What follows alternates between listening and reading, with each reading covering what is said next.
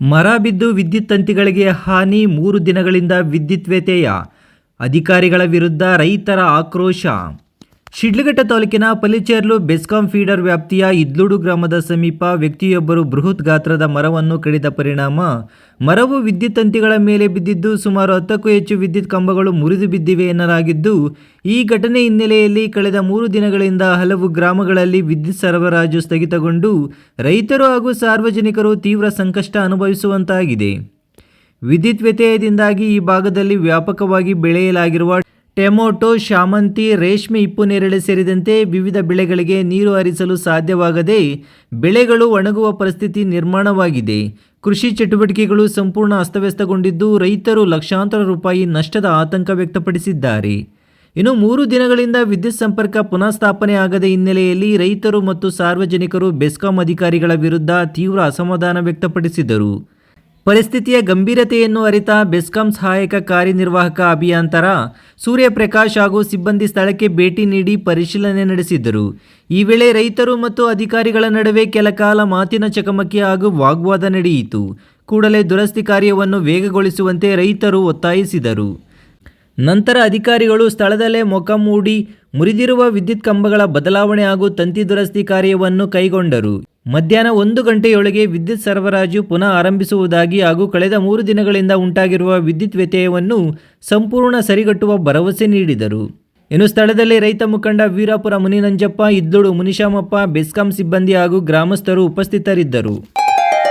Great India electronics ವತಿಯಿಂದ ನಮ್ಮ ಎಲ್ಲಾ ಗ್ರಾಹಕರಿಗೆ ಶುಭಾಶಯಗಳು. ನಮ್ಮಲ್ಲಿ ಎಲ್ಲಾ ಬಗೆಯ ಎಲೆಕ್ಟ್ರಾನಿಕ್ಸ್ ಮತ್ತು ಗೃಹ ಬಳಕೆಯ ವಸ್ತುಗಳ ಮೇಲೆ ಆಕರ್ಷಕ ಫಿನಾನ್ಸ್ ಸೌಲಭ್ಯದೊಂದಿಗೆ ಭಾರಿ ಡಿಸ್ಕೌಂಟ್ ನೀಡಲಾಗುತ್ತಿದೆ. ನಿಮ್ಮ ಮನೆಯನ್ನು ಮತ್ತಷ್ಟು ಸುಂದರಗೊಳಿಸಲು ನಗರದಲ್ಲಿ ನಂಬರ್ 1 ಶೋರೂಮ್ ಆದ ಗ್ರೇಟ್ ಇಂಡಿಯಾ ಎಲೆಕ್ಟ್ರಾನಿಕ್ಸ್ಗೆ ಇಂದೇ ಭೇಟಿ ಕೊಡಿ.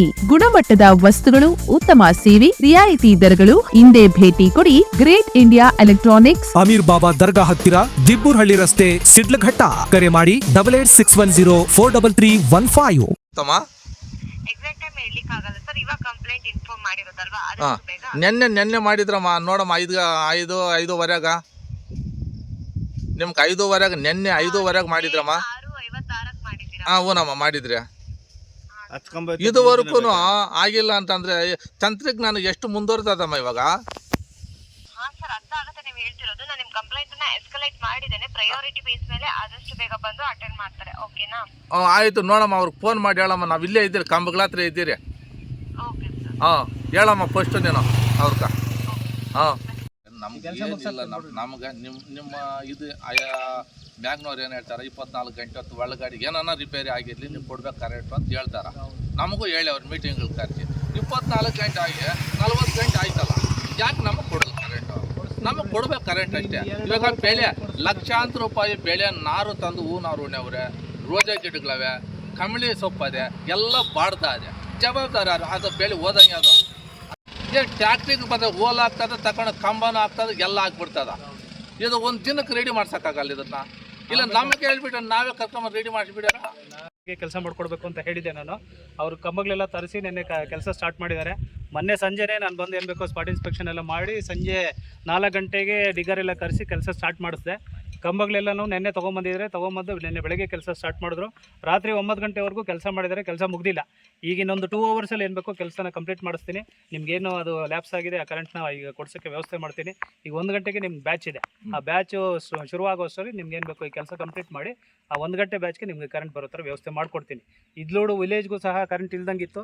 ಅದು ಇದ್ಲೋಡು ವಿಲೇಜ್ ಆಗಿರೋದ್ರಿಂದ ಕೊಡಲೇಬೇಕು ಅಂತ ಮೊನ್ನೆ ಏನೋ ಆಲ್ಟರ್ನೇಟ್ ಅರೇಂಜ್ ಮಾಡಿ ಕೊಡ್ತಿದ್ದೀವಿ. ಈಗ ಪಂಪ್ ಸೆಟ್ಗೆ ಬೇರೆ ಆಲ್ಟರ್ನೇಟ್ ಮಾಡೋಕ್ಕಾಗಿರಲಿಲ್ಲ. ಈ ಕಂಬ ಎತ್ತೆ ಕೊಡಬೇಕು, ಇದು ಟ್ರಂಕ್ ಲೈನ್ ಎಲ್ಲ ಬಿದ್ದೋಗಿದೆ. ಹಾಗಾಗಿ ಇದನ್ನು ಕಂಪ್ಲೀಟ್ ಮಾಡಿಸ್ತೀನಿ. ನಾನು 2 ಅವರ್ಸಲ್ಲಿ ಕೆಲಸ ಮುಗಿಸಿ ನಿಮಗೆ 1 ಗಂಟೆ ಒಳಗಡೆ ನಿಮಗೆ ಕರೆಂಟ್ ಕೊಡಿಸ್ಕೊಡ್ತೀನಿ. ಅಲ್ಲಪ್ಪ ಆಯಿತು, ಬರ್ತಾರೆ ಮಾಡ್ತಾರೆ. ಏನು ನೋಡಿ ಜವಾಬ್ ಕೊಡೋ ರೀತಿ ನೋಡಿ ನೀವೇ ಹೇಳ್ತಾ ಇದ್ದೀರಿ.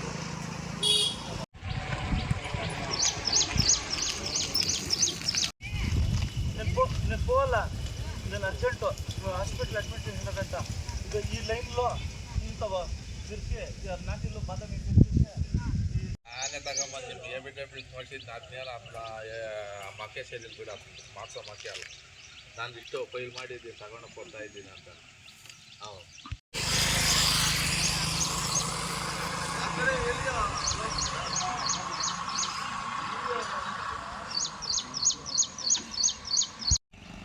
ಈಗ ಲೈನ್ಗಳು ಹಂಗೆ ಕೆಳಗೆ ಬಂದವಲ್ಲ, ಅದಕ್ಕೆ ನೀವೇನು ರಿಪೋರ್ಟ್ ಕೊಡಲ್ಲ. ಹಂಗೆ ಹಪ್ಳ